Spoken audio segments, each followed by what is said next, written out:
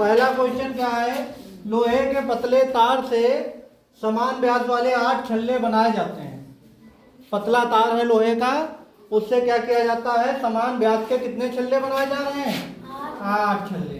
1 2 3 4 5 6 7 8। इनमें क्या खूबी है कि इनका सबका व्यास समान है।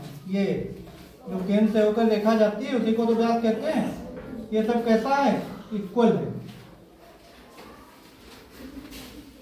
एक समान है, कोई मतलब बड़ा छोटा नहीं है। तो अगर इसकी त्रिज्या आर है तो सबकी त्रिज्या कितनी होगी, आर ही होगी, बड़ी छोटी नहीं होगी। तो यदि एक छल्ले का व्यास हमको पता है कितना है, 22.75 सेंटीमीटर, तो छल्लों बनाने में कुल कितना मीटर तार लगेगा।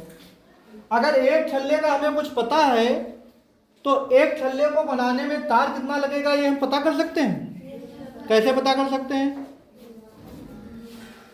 भाई, अगर एक छल्ले का व्यास पता है तो व्यास से त्रिज्या निकाल सकते हैं, और जब त्रिज्या निकल आएगी तो हम क्या निकालेंगे, क्षेत्रफल नहीं निकालेंगे, परिधि निकालेंगे। क्योंकि परिधि ही जो होती है, परिधि का मतलब ये टोटल ये डिस्टेंस, परिमाप, परिधि का मतलब वृत्त की परिमाप। तो जब परिमाप निकल आएगी, माने चारों तरफ से इसकी नाप कितनी है ये निकल आएगी, तो पहले एक वृत्त में लगा तार पता चल जाएगा। अच्छा, एक वृत्त में अगर लगातार पता चल गया तो 8 वृत्तों में लगातार निकाल सकते हो कि नहीं। कैसे, 8 से गुणा कर दो, है बात कि नहीं। तो एक छल्ले का व्यास बराबर कितना दिया है, 22.75 सेंटीमीटर, यही तो दिया है। तो एक छल्ले की त्रिज्या निकाल लेते हैं, आर बराबर 22.75/2 सेंटीमीटर, ये हो जाएगी। अच्छा, और एक छल्ले की परिधि कितनी हो जाएगी बच्चों, परिधि सी बराबर 2πr होता है, 2 × 22/7, और आर का मान कितना था, 22.75/2। 2 2 कैंसिल हो गया, और 7 से इसको काटो, 7 × 21, 1 बचा, 17 हुआ, 7 दूनी 14, 3 बचा 35, 7 बचे 35। तो 22 × 3.25 ये हुआ। 22 की 3.25 से गुणा कर लिया जाए। अगर इसको और दूसरे मेथड से सॉल्व करना चाहो, सीधे गुणा नहीं करना चाहते हो, तो पॉइंट के नीचे क्या लिख लो, 1 लिख लो, ये पॉइंट हटा दो, कितने जीरो पड़ गए। तो अब हम किससे काटते हैं, 5 से काट के देखें, 5 × 30, 2 बचा 55 25, और 5 दूनी 10 20, और अभी ये 2 से कट जाएगा, एक बार 5 से फिर कट जाएगा, 5 एकम 5, 5 दिया 15, 5 चौके 20।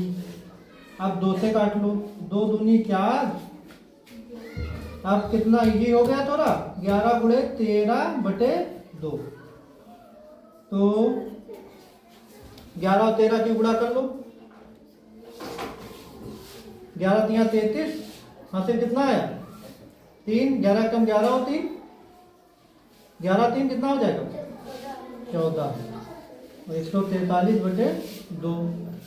एक वृत्त की परिधि पता चल गई। तो ऐसे ही 8 छल्लों की, 8 छल्लों की परिधि कितनी हो जाएगी, बराबर 143/2 की किससे मल्टीप्लाई कर दे बच्चों, 8 से, 2 चौके 8, 143 की 4 से गुणा करो, 4 × 12, 4 × 16 1 17, 4 × 4 1 5। तो 572 सेंटीमीटर कुल तार लगेगा। कुल कितना तार लगेगा, 572 सेंटीमीटर हो तो कुल कितने, इतने सेंटीमीटर। अगर इसको मीटर में बदलना है तो क्या करते हैं, 100 से डिवाइड कर दें, 1 मीटर बराबर 100 सेंटीमीटर होता है, तो 5.72 मीटर हो जाएगा। सेंटीमीटर को मीटर में बदल लेते हो नहीं। अच्छा, जैसे हमने यहाँ 11 और 13 की गुणा की थी, तो एक देखो 13 और 11 की गुणा करने में क्या होता है, बहुत आसान होता है। यहाँ पर 1 लिख दो और यहाँ पर 3 लिख दो और बीच में इन दोनों का योग लिख दो। 1 + 3 कितना होगा? किसी भी संख्या की 11 से गुणा करनी हो, यही फार्मूला अपना लिया करो, टाइम बच जाएगा। ठीक है, चलो करो फटाफट।